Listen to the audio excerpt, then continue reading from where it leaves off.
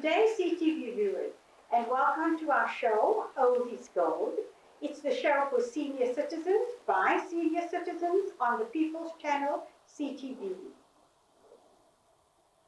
Molweni kwakhona siyalamkela kule nkqubo yethu ethi old is gold.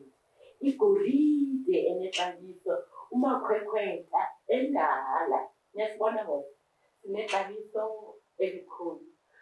So siyalamkela kwishow yethu ziveni lisekhaya.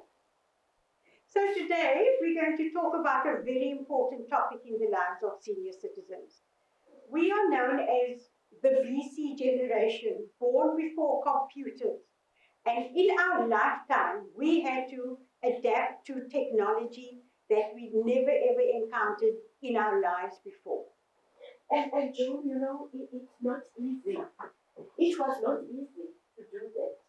And sometimes I feel so worried about my mom, because my mom has got this cell phone and she can't even use WhatsApp. She can't even use messages. If we are phoning her, she will just answer and that's it. And I will tell her that I did leave a message. You know, I can't read your message because I don't know how to open. I think the big problem that even as we get older and the technology changes so much, you can look to a future where you have most of the senior citizens totally not being able to engage with life at that time, where we have to depend on children to do basic transactions. They carry our bank cards already. They know all our PINs. I mean, I know that sometimes I struggle to, even though that I will get instructions, put your pins all in one place. But you know, when I need the pin, I sometimes have to phone my daughter to say, what is my pin for this or that? And she gets so impatient with me. And I just want us so in our minds, we think it's our fault that we are struggling with technology. But on the other hand, you're thinking, you buy cell phones, you are banking, you are paying the bank and so on. You're a consumer. You also deserve to be treated like a consumer and the technology to be made accessible. And sometimes you go and buy this phone from the shop and they don't explain everything. And they will just give you a note and say, just read. Yes. You know? I mean, come on. Exactly. We can't read the fine print. Not at our age. Yes. And we are so lazy. Yeah. Another thing to read. And it doesn't make sense. Yeah, exactly. It doesn't make sense. You will read this thing and think, what does it mean? What does it mean?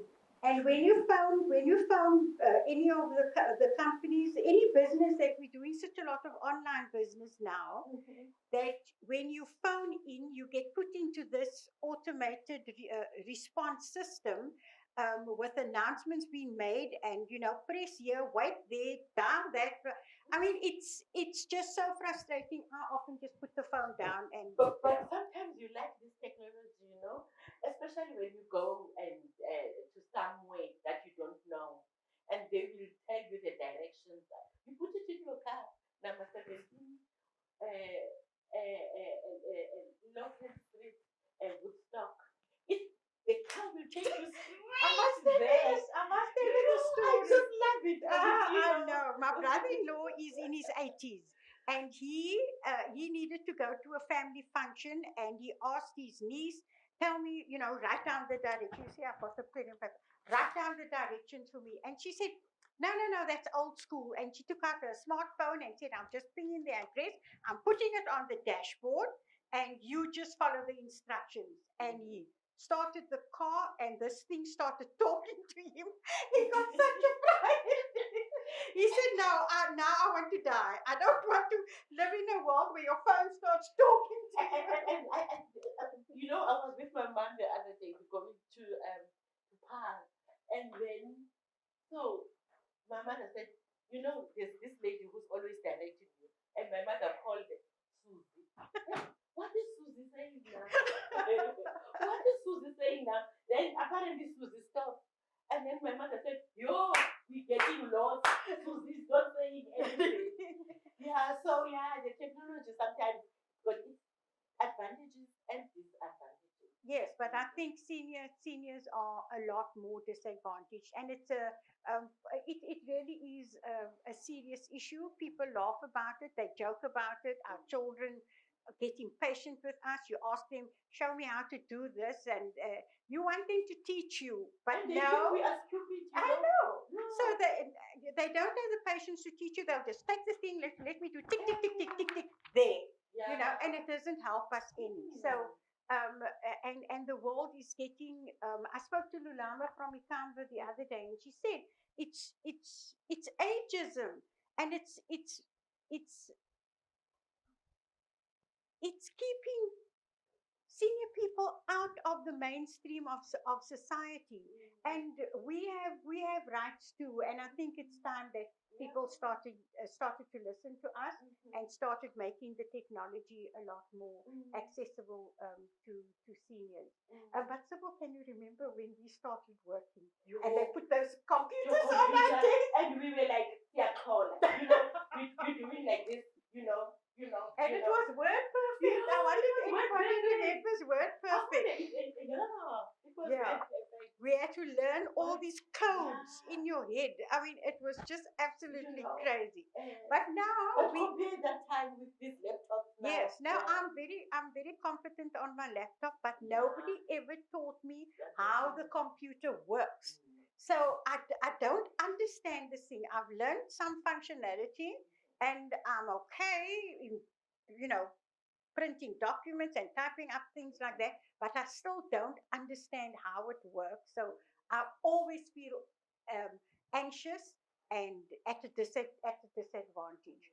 So today, seniors, we are going to talk to an expert who's also a senior citizen, but he has a much better understanding of technology, and he's going to help us to see how we can navigate our way through this difficult period of our lives.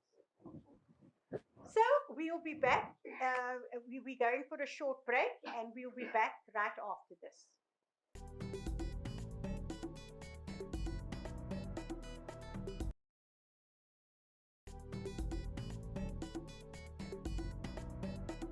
Welcome back to our show.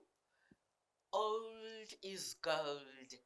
Igolide endala makhwekhwetha onexabiso. Today we are going to welcome our guest, Tony.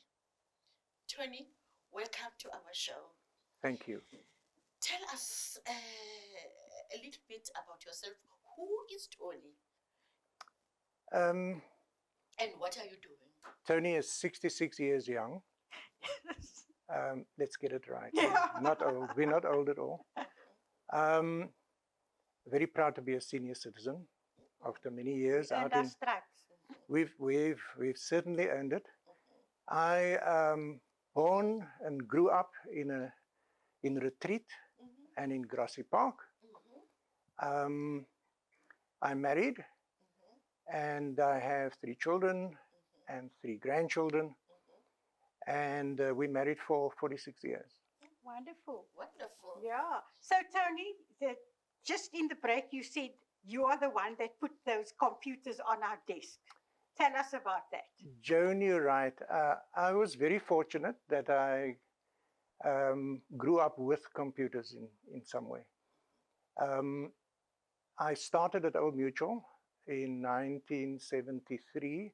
It is a 1973 in that year. And started at the bottom as a clerk. And I was the guy writing out the coding sheets first, which went to the punch girls, who punched it up, and that get fed into a massive ICL 2000 computer. Are those the computers that fill the whole room? The computer was the size of 3 bedrooms together. Goodness.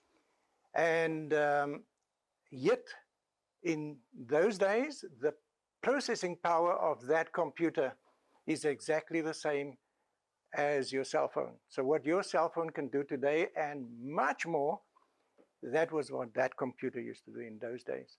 So I became very interested in this thing, this machine, and try to track the process flow of the information from pieces of paper through to punch cards, paper tapes, and so on, onto those double reels on the computer into its memory somewhere.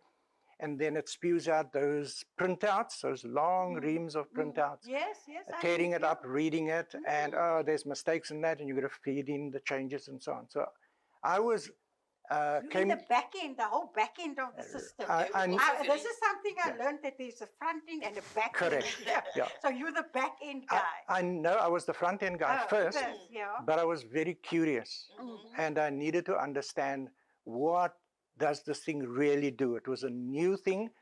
The word technology didn't exist in those days. It wasn't in the Oxford Dictionary. Eh? No wonder we sickle so. Exactly. Today it's tech and it's technology and so on. But really, the same principle applies. There's the machine. It does all the processing for you. Whatever the garbage you feed in is the garbage you're going to get out at the back end. Looking at the processes, I've really felt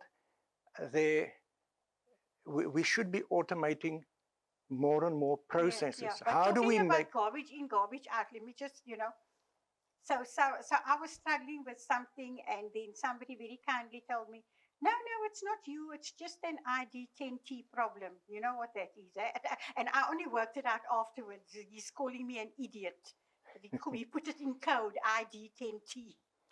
It's with the introduction of technology as such, computerization and so on, a whole new language came out of that, because all the words, buzzwords, and so on were all abbreviated, and you had to remember these codes, and each code means something.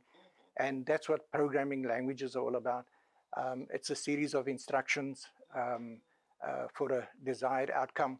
Yeah, okay, so Tony, so why is it that seniors struggle so with this technology? It's a pertinent question, and it's one we all struggle with, including myself. I was fortunate in that I grew up with technology, but I have the same challenges as well. And the main thing being, we fear the change. It's changing so rapidly, we cannot keep up. And considering that for 40 years we worked in a corporate world, or we were an artisan or so on, we were used to our job, a way to do things, most of the time very mechanical and so on. Now we've got to use completely different gadgets and things to achieve, I'm not always sure what, because nobody's explaining it to me. And the thing that we struggle with is that you've just learned this way of doing it now, and then it's changed. And now COVID has just accelerated the change so much that you can't go 2 steps without confronting technology. At the same time, I'd say there's such a lot of advantages and benefits in the technology, but it also comes with a lot of trepidation and fear and emotions and so on. And we need to learn how to manage all of that. I'm still scared of some of the things, but the more you try, the more you look, the more you peep in there, click on something. You can't break it just by clicking. It's not that mechanical. It's a little computer. And the more you use it, the more comfortable you become with the technology. Yeah. So how do we get over the fear of, because you're right. I mean, because you think this thing is so expensive. I mean, I bought an iPad that was like 8,000 rand, and it's like, what if I break it? And how can we get seniors to embrace the technology and overcome the fear? You mentioned earlier that our children and even our grandchildren now don't have the patience. But I think that's most probably one of the important keys to all of this. If they're going to give you a laptop or a new cell phone or an iPad or a tablet as a gift, they have to, with that, give you enough time and ongoing, not a once-off, this is how you switch it on and this is how you switch it off. You need to understand how to navigate once the light is on, what to find where, what is there for you to do, and so on. And start with some of the simple functions, like it's a communication tool. Yeah. The old backlight phone where you turn the dial, where we Yes. said Yes, dial we the know number. that, yeah. We still The say dial. tring-trings. We still say dial the number, Yes, yeah. but we're not really dialing. We're pressing the number. Yeah. But in the old days, from that phone, this does exactly the same, but with a whole lot of difference. Yeah. In that it's not plugged into the wall, Yeah. for example, and it's now on the screen. And hey, there's just one extra button that allows you to see the person on the other side. Yeah, that is wonderful. The fact that we can make these video calls all the time. But Tony, we're going to be coming back. We just have to take a short ad break. So, CTV viewers, you are tuned into Old is Gold on the People's Channel. And we trust that you are enjoying this subject matter here, and that there's something you can learn. But we'll be back after the break.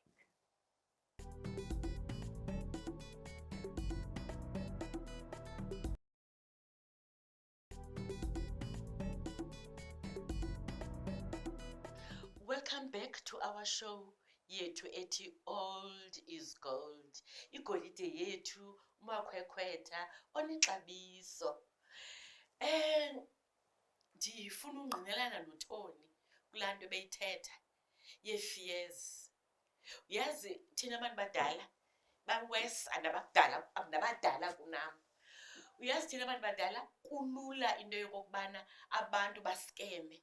And kakhulu apha kwi-social media kuthetheka kakhulu nee-voice note ezithunyelwayo ngabantu abaskemiweyo, ngoba umntu uzawuze adibane nawe athi makhulu ndinike i-pin number yakho, especially into ezinjengee-credit card, i-savings account, i-check account, athi ndinike i-pin number yakho because kukho into ethile eyenzekayo ngawe.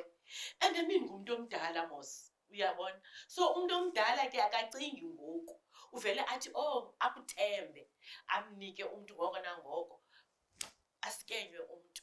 Yeah. And zininzi izinto ekuskenywa ngazo, not only with your money. There are a lot of things people can scam you.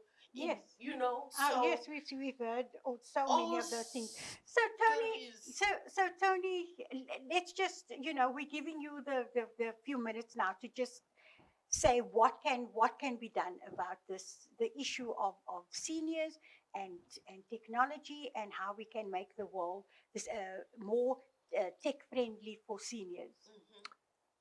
Thank you, Joan. Yes, there's nothing wrong with the fear, and I think that's a natural response.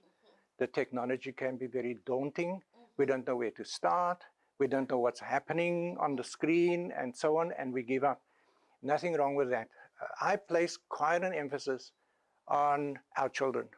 They should know. We have to find our trusted person in the family that is our go-to person to ask questions. So if something comes up or somebody asks a question on the phone, then before we respond and before we give our personal information, especially banking details, passwords and things, even your ID number, it's yours. Don't share it with anyone. Certainly don't put it on here, because this thing is connected with the entire world. Whoa. Everybody that has one of these is able to, over what we know as the internet, be able to connect with and link with you. You're one person here, but because of the network behind this, through this little gadget, you are connected with many, many other people.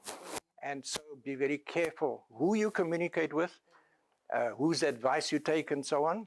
You have liberty to read and search through anything, but you don't have to believe anything. Go to the trusted websites and so on. The government websites should be trustworthy. And don't just take advice from anyone, certainly not instructions from anyone. So have that go-to person in the family you can go to and ask, is this a legitimate something I should participate in, or should I leave it? Be very careful where you click as well. Lots of things pop up, okay? And we are so curious, we want to go and peep, what is it all about? And we eventually go down a corridor that takes us to something a lot more sinister. And so stick to the basics. And that's why I say to our families, and I still ask my daughter as well from time to time, if I see something new, I will ask the question, what is this? What does it mean?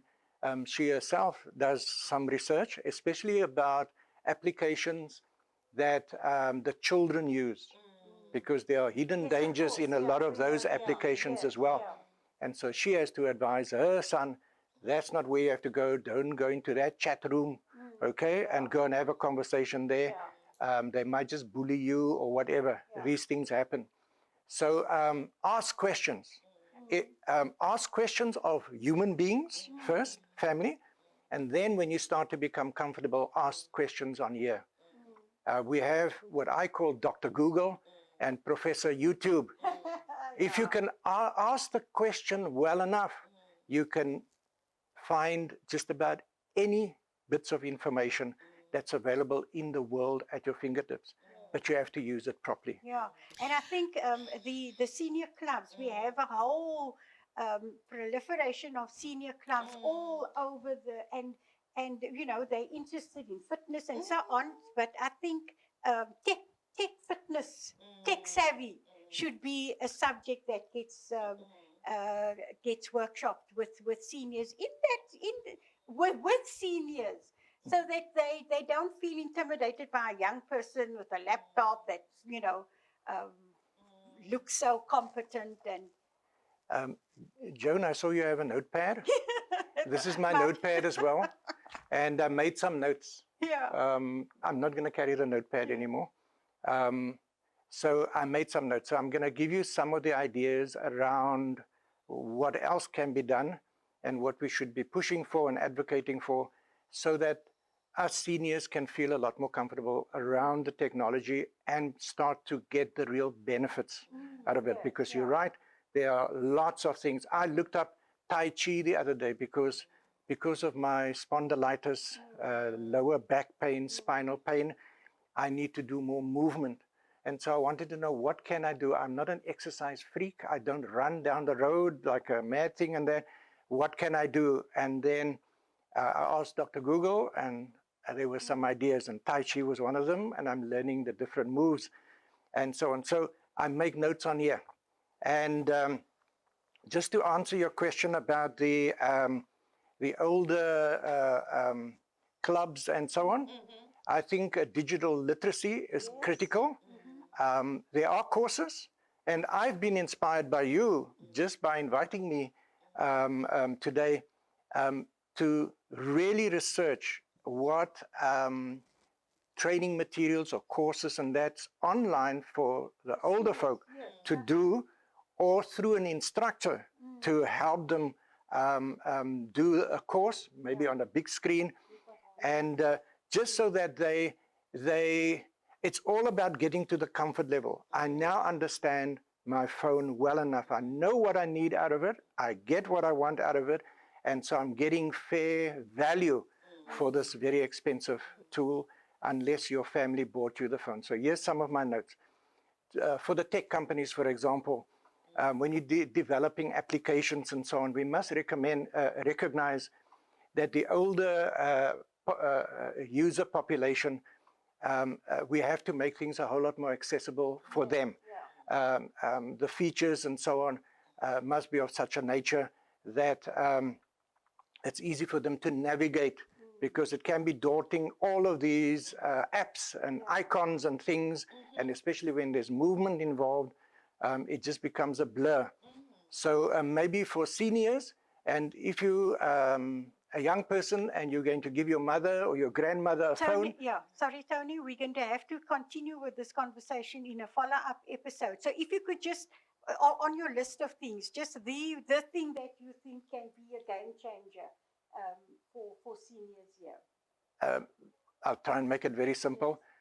For seniors, to set up the startup screen to be for that person.